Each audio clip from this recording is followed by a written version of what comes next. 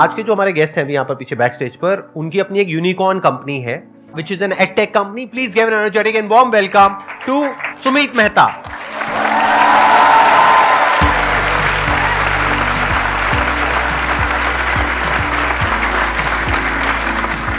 आइए.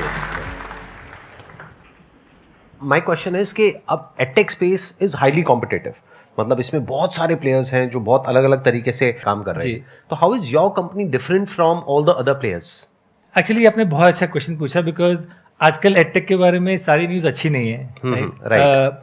तो एडटेक दो तरह का होता है. एक होता है कि जो बच्चों को डायरेक्टली पढ़ाते हैं, जिस तरह से बहुत सारी कंपनीज हैं जो कि ऑनलाइन या फिजिकल सेंटर्स खोलती हैं, और कुछ लोग हैं जो कि स्कूल्स को इम्प्रूव करने में लगे हुए हैं.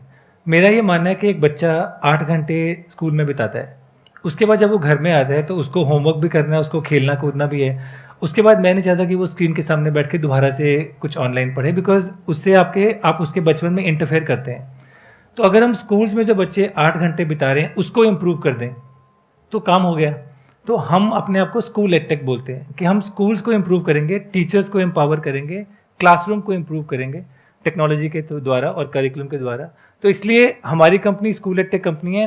We are India's only school edtech unicorn. बाकी सारी कंपनीज जो हैं वो डायरेक्ट टू स्टूडेंट एडटेक्स हैं, और ये सबसे बड़ा डिफरेंस है. थोड़ा सा एक्सप्लेन करेंगे, मतलब किस तरीके से कर रहे हैं? I want to understand it more deeply कि आप टीचर्स को एम्पावर कर रहे हैं और स्टूडेंट्स को एम्पावर कर रहे हैं, यानी कि जो एग्जिस्टिंग स्कूल्स का इंफ्रास्ट्रक्चर है उसी को यूज कर रहे हैं, अपना अलग से कुछ नहीं कर रहे हैं. नहीं, right? तो हमारी जर्नी ऐसे स्टार्ट हुई थी कि हमने अपने स्कूल खोले और जो भी मतलब बुक्स वगैरह अवेलेबल हैं मार्केट में उनको यूज़ किया, और लगा कि इससे तो प्रभाव पड़ नहीं रहा, कुछ फ़र्क नहीं पड़ रहा. फिर हमने एक्सपेरिमेंट शुरू किया. तो पहले 5 साल जो 2012 से 17 हम अपना स्कूल चला रहे थे, 5 स्कूल चला रहे थे. वहाँ पे खूब सारे एक्सपेरिमेंट कर रहे थे कि बच्चों की इंग्लिश कैसे इंप्रूव करें, मैथ कैसे इंप्रूव करें, साइंस कैसे इंप्रूव करें. तो ये करते करते मैं कुछ देर हार्वर्ड पढ़ने गया, कुछ देर स्टैनफोर्ड पढ़ने गया, सीखने के लिए कि वर्ल्ड में English, math, science, social studies पढ़ाने के बेस्ट तरीके क्या हैं. और फिर उनको हम अपने स्कूल में लेके आए और हमने एक लर्निंग सिस्टम बनाया जिससे हमने देखा कि बच्चों के कम्युनिकेशन स्किल इंप्रूव हो रहे हैं, मैथ इंप्रूव हो रहा है, साइंस इंप्रूव हो रहा है. फिर उस सिस्टम को हम बाकी स्कूल्स में लेके गए. तो हमारे जो 5 स्कूल्स थे वहाँ से लेके अब हम 9000 स्कूल्स के साथ काम कर रहे हैं, जहाँ पे हम अपना ये सिस्टम इम्प्लीमेंट करते हैं. तो जैसे आप सब भी अपना स्कूल याद करें, मेरे को याद है अपने स्कूल में टीचर किताब से पढ़ाती थी, ब्लैक बोर्ड पे क्वेश्चन आंसर लिखती थी, हम वो आंसर कॉपी कर लेते थे, फिर वही क्वेश्चन एग्जाम में आता था, हम रट्टा मार के उसको कर देते थे. लेकिन जब हम जॉब में जाते हैं या इंटरव्यूज़ में जाते हैं तो वो रट्टा मारने वाला काम नहीं आता. राइट, आपको समझ होनी चाहिए और अपनी समझ को एक्सप्रेस करने की एबिलिटी होनी चाहिए. तो हमने इसको चेंज करने के लिए बोला कि टीचर से बुक ले लो और उसको एक लेसन प्लान दो जिसमें वो बताए भी, दिखाए भी, और कुछ ऑडियो विजुअल दिखाए, कुछ एक्टिविटी करवाए, ताकि हर तरह का बच्चा समझ सके. बिकॉज हर तरह का बच्चा बुक से सुन के नहीं समझ सकता. कई बच्चों को करके समझ में आता है, कई बच्चों को देख के समझ में आता है. तो इसको बोलते हैं मल्टी मॉडल लर्निंग. अब मल्टी मॉडल लर्निंग स्कूल में इम्प्लीमेंट करना बहुत डिफिकल्ट है, लेकिन हमारे सिस्टम के द्वारा, बिकॉज उसमें टेक्नोलॉजी है, उसमें करिकुलम है और उसमें इम्प्लीमेंटेशन सिस्टम है, ये पूरा एक पैकेज बना के हम स्कूल को दे देते हैं. तो कोई भी स्कूल 3 से 6 महीने में रोट लर्निंग से मल्टी मॉडल लर्निंग में ट्रांसफॉर्म हो जाता है. ये सुनने में तो बहुत अच्छा लग रहा है idea. It's like need of the hour, क्योंकि अभी जो हमारा एजुकेशन सिस्टम पूरा का पूरा थियोरेटिकल है, उसमें आप प्रैक्टिकली कुछ करने की कोशिश कर रहे हैं. That to based upon your learnings from Stanford, Oxford और हार्वर्ड और व्हाटएवर. लाइक वहां से आप देख करके कि वहां पे किस तरीके से सिखाते हैं, which is more experimental based, practical learning, उसको आप यहाँ पे इंप्लीमेंट करना चाह रहे हैं. तो एक बार को हम एक रोल प्ले करते हैं कि ये देख लेते हैं, मैं एक स्कूल का ओनर हूँ या प्रिंसिपल हूँ. अब आप मेरे से बात कर रहे हैं कि मेरा जो एग्जिस्टिंग स्कूल है उसमें अपना ये इंप्लीमेंट करेंगे.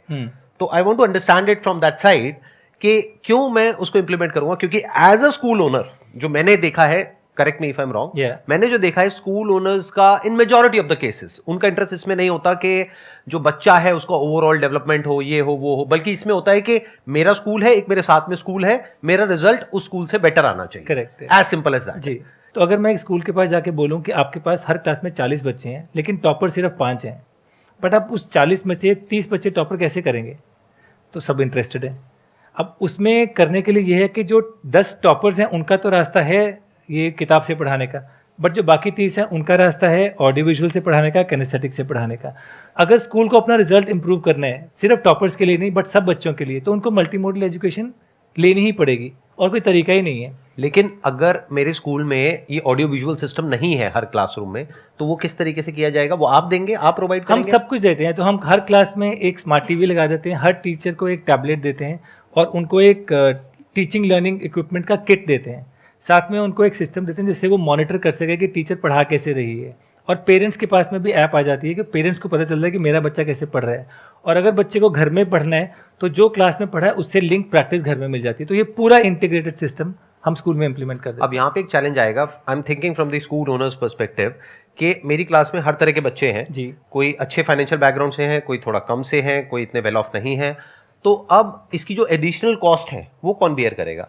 एक्चुअली मेरा जो मिशन है वो ये है कि एक्सीलेंट एजुकेशन अफोर्डेबल कैसे की जाए और छोटे शहरों में कैसे लेके जाई जाए।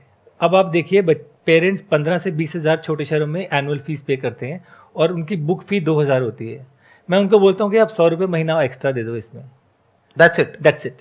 तो बेसिकली 2000 से वो 3500 पहुँच जाता है और उसमें हम सारा कुछ प्रोवाइड करते हैं। तो इसीलिए ये हम इतना रैपिडली प्रोग्रेस कर पा रहे हैं। आप कह रहे हैं 100 रुपए महीना? 100 रुपये महीना, 200 रुपये आप बुक्स का ऑलरेडी दे रहे हो, हाँ। उसमें आप 100 रुपये महीना ऐड कर दीजिए तो कितना होगा? 3200। इसमें मैं आपको क्लासरूम आपकी ट्रांसफॉर्म कर दूंगा, टीचर कर दूंगा, स्टूडेंट को बुक्स वर्कबुक्स भी दे दूंगा, सारा टीचिंग लर्निंग मटेरियल भी दे दूंगा और ट्रेनिंग भी दे दूंगा।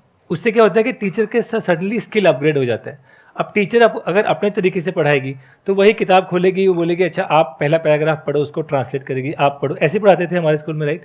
लेकिन ये लेसन प्लान चेंज कर देता है। लेसन प्लान बोलता है कि अच्छा आप स्टार्ट करो विद शोइंग अ वीडियो, उसको सिर्फ टैप करना है और वीडियो प्ले होता है। देन वो एक्सप्लेन करती है, बिकॉज आधे बच्चों को वीडियो से समझ में आ जाता है, राइट। फिर वो बुक भी डिजिटल उसकी टैबलेट में ही है, वहाँ से समझा देती है थोड़ी चीज़। फिर वो बोलती है अच्छा आप 5 लोग ग्रुप में बन के ना ये चीज़ करो, आप 4 बच्चे ग्रुप में, तो ग्रुप प्रैक्टिस करवा देते हैं। और फिर उसके बाद हर इंडिविजुअल बच्चे के पास जो वर्कशीट है वो करवा देते हैं। तो ये जो ढांचा है, अगर आप किसी भी यूनिवर्सिटी में जाएँ, वो बोलते हैं कि teacher led group practice, independent practice, this is the best way to teach. अब ये नेशनल एजुकेशन पॉलिसी में उन्होंने डाल दिया, I do, we do, you do. ये अगर लेसन प्लान में है ना, तो इससे क्या होता है कि हर टीचर एक हाई लेवल पे पढ़ाने की कैपेबिलिटी हो जाती है और उसको सपोर्ट करने के लिए हार्डवेयर भी है। उसको सपोर्ट करने के लिए मैं किसी को बोल रहा हूँ कि आप फ्रैक्शंस पढ़ाइए मैथ किट यूज़ करके। किसी के पास मैथ किट नहीं तो वो कैसे पढ़ाएगी? हम उसको मैथ किट भी दे देते हैं। तो उसके पास कोई बहाना नहीं है अच्छे से ना पढ़ाई करने का। तो टीचर के सारे बहाने निकाल के उनको सब कुछ फैसिलिटी दे देते हैं कि आपको अच्छे से पढ़ने के लिए टैबलेट भी है, टीवी भी है, किट भी है। अब बताइए क्या कारण है कि आप अच्छे से नहीं पढ़ाएंगे? कोई कारण नहीं है। एक्सेलेंट पॉइंट जी, बहुत बढ़िया। तो ये कहना गलत नहीं होगा कि आप जो कर रहे हैं इसके बारे में बहुत कम लोगों को पता है as far as masses are concerned, क्योंकि आप बड़ा ग्राउंड लेवल पे काम कर रहे हैं जी। आप में से कितने लोगों को पता था? कितनों ने लीड का नाम सुना था? ये देखो, सिर्फ 2 लोगों ने। मैं आपसे ये बात करना चाहता था, परसों मैं वर्कआउट कर रहा था तो मेरे बैक में एकदम से स्पैज्म हुआ। डॉक्टर ने बोला कि आप ट्रैवल नहीं कर सकते। मैंने इस समय लंबर ब्रेस पहना हुआ है। अच्छा, but I wanted to come and talk because ये बात और लोगों तक पहुंचनी चाहिए, तो मैं इसीलिए यहाँ पे आया हूँ आपसे बात करने। आपने जेन्युइनली बहुत अच्छा किया यहाँ पर आकर के, क्योंकि मैं आपको वजह बता देता हूँ। क्योंकि मेरे को अंदर से जो लगा था, मैं आपको बिल्कुल क्लियर बोलूंगा और मेरा सबको पता है कि मैं बिल्कुल मुंह पे बोलता हूँ जो भी है। मेरे को लगा था कि ये बोरिंग सा सेशन होगा, मैं ऑनेस्टली बता रहा हूँ, प्लीज डोंट माइंड इट। मतलब जो मेरा अपना फीडबैक था मेरी टीम को, उन्होंने कहा नहीं नहीं सर बहुत अच्छा काम कर रहे हैं, ये वो, we should bring them on a platform, ये वो करके। मैंने कहा चलो ठीक है, इट्स योर कॉल। बट अब जो मेरी अंडरस्टैंडिंग है, जो आप कर रहे हैं, आई एम नॉट श्योर आप में से कितने लोगों को समझ आ पा रहा है और कितनों को नहीं आ रहा है, बट ये एक बहुत ही कमाल का काम कर रहे हैं विच इज रेवोल्यूशनरी। क्यों? देखो मैं आपको लॉजिक बता देता हूं, ध्यान से समझना क्यों ऐसा क्यों बोल रहा हूं मैं। ये क्या कर रहे हैं, ये सिर्फ 100 रुपए महीने में, यही आपका प्राइस है इंक्रीमेंटल। मतलब अगर आप 2000 खर्च कर रहे हो, 100 रुपये और देना, तो मतलब टोटल 3000 भी। Because I don't want people to get the wrong impression कि सुमित ने जाके गलत बोल दिया। 2000 वो बुक्स में देते हैं, उनकी बुक्स रिप्लेस करके हम अपनी बुक्स दे देते हैं। एडिशनल उनको 100 रुपये देना पड़ता है। एडिशनल जो लगा उनका वो सिर्फ 100 रुपए महीना लगा। करेक्ट है। और 100 रुपए महीने में आपने उनको उस लेवल की एजुकेशन दे दी जो स्टैनफोर्ड में मिलती है, ये कहना गलत नहीं होगा, या फिर इंटरनेशनल स्कूल क्वालिटी, इंटरनेशनल जो क्वालिटी एजुकेशन है वो आपने दे दी उनको जी। जो अगर किसी ऐसे स्कूल में जाएंगे जहां पे इस तरह की एजुकेशन मिलती है, वहां पे फीस होती है महीने की 10,000, 12,000, 15,000। करेक्ट है। ठीक कह रहा हूं? पता है आप लोगों को? पढ़े हो ऐसे स्कूल्स में? कितने पढ़े हैं 10,000 रुपए महीने वाले स्कूल में? हाथों पर करो। देखो एक झूठ बोल रहा है। आप वही काम जो 10,000 रुपए महीने में होता है, वही काम आप कर रहे हैं 100 रुपए महीने में, अगर देखा जाए तो। बिल्कुल ठीक कह रहा हूं मैं? बिल्कुल ठीक है। तो ये काम अपने आप में रेवोल्यूशनरी है एजुकेशन फील्ड में। सर माय क्वेश्चन इज कि सर जैसे जो स्कूल्स होती है वो नॉर्मली कोई बोर्ड से एफिलिएटेड होती है, फॉर एग्जांपल सीबीएसई, आईसीएसई और स्टेट बोर्ड, तो सर आपका जो करिकुलम है वो आप बोर्ड के थ्रू ही कंटिन्यू करते हैं और आपका न्यू करिकुलम है वो न्यू बोर्ड इस्टेब्लिश करते हैं, जो बोर्ड एग्जाम्स और होते हैं उसमें किस तरह से इम्प्लीमेंट होता है? इंडिया में ना ये धारणा है कि बोर्ड एग्ज़ाम जो हैं वो करिकुलम भी ड्राइव करते हैं। सीबीएसई, आईसीएसई या स्टेट बोर्ड वो सिर्फ जो क्लास 10th का बोर्ड एग्ज़ाम है उस पर फोकस करते हैं। इंडिया में पूरा करिकुलम है वो एनसीईआरटी बनाती है। तो एनसीईआरटी डिसाइड करती है कि हर क्लास के एंड में क्या आउटकम्स चाहिए। तो जो व्हाट होता है ना वो डिसाइड करती है, हाउ डिसाइड नहीं करती। लेकिन अगर आपको fractions for example class 5th के एंड तक करने हैं, कैसे पढ़ाए जाएं, उसमें बहुत ज़्यादा इनोवेशन की ज़रूरत है। तो हमारा फोकस ये है कि एक तो एनसीईआरटी के जो आउटकम्स हैं ना वो वर्ल्ड से कंपेयर करें तो उतने हाई नहीं है, थोड़ा हमने उसको इम्प्रूव किया है।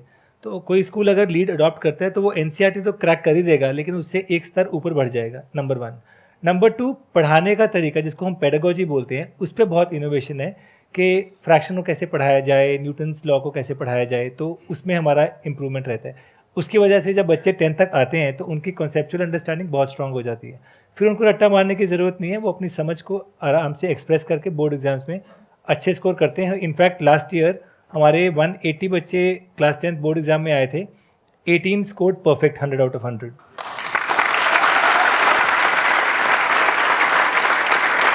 अच्छा, मैं यहाँ पर आई एम सॉरी मैं बीच में इंटरप्ट कर रहा हूँ। Overall in terms of numbers, कि जब पहले वाले सिस्टम पे वो स्कूल थे, ये 9,000 स्कूल्स, और अब आपके सिस्टम पे आए हैं, तो रिजल्ट में क्या इंप्रूवमेंट हुई है overall? I am so glad आपने ये क्वेश्चन पूछा। हाँ। हम जब स्कूल के साथ काम करते हैं तो हम उनको एक बिगिनिंग ऑफ ईयर असेसमेंट करते हैं।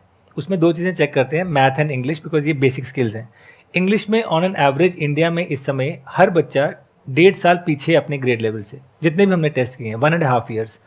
एंड इन 1 ईयर हम उस बच्चे को 1.6 ईयर्स ग्रो करते हैं, तो मतलब 0.6 एक्स्ट्रा हो गया, तो 2 साल में हम उसको ग्रेड लेवल तक ले आते हैं। So that is one big achievement. अब बच्चा जब ग्रेड लेवल पे आता है ना, उसका एडवांटेज ये है कि जब वो साइंस की बुक पढ़ता है इंग्लिश में, और वो इंग्लिश ग्रेड लेवल पे, तो वो खुद से समझ आता है। उसके पहले उसको रट्टा मारना पड़ता, उसको समझ में नहीं आता था। So that's the big difference. Second ये है कि क्लास का एवरेज 54% होता है बिगिनिंग ऑफ ईयर असेसमेंट में। जब तक वो मिड टर्म तक आते हैं 72% तक पहुंच जाता है। Is it? Yes, and this is proven मतलब across 1.2 million students. It is not just 1 or 2 samples. Third important चीज़ है, ये बड़ी इंटरेस्टिंग चीज़ है, जब हम बिगिनिंग ऑफ ईयर असेसमेंट लेते हैं 28% बच्चे हैं जो कि 70% से ऊपर मार्क्स लाते हैं, 28%। तो ये वो टॉपर्स आ गए। By end term 70% students are above 70%। तो कर्व चेंज हो जाती है क्लास की। ये आप अपने बेस्ट के सिनेरियो की बात कर रहे हैं? ये 9,000 में से अगर मैं top आपको 10% है, रैंडम उनकी डेटा बात भेजता कर हूँ, रहे हैं? रैंडम 1.2 मिलियन स्टूडेंट्स का डेटा है, ये सैंपल नहीं है। Sandeep ji, actually the thing is के हमने ना, मैंने और स्मिता ने जब ये कंपनी स्टार्ट की थी, हम दोनों ने आपस में बात की थी कि if you don't earn even a single पैसा, बिकॉज उस समय नहीं पता था ना, जब स्टार्ट करते थोड़ी पता था कि यूनिकॉर्न बन जाएगी। Are we okay doing this even if you don't earn anything? And we said yes, because हमने 10 साल 12 साल काम किया था पीएनजी में, एंड बच्चों की एजुकेशन के लिए इनफ था और हमारे घर और खाने के लिए काफ़ी था। एंड वी वर क्लियर कि हमें ये करना है।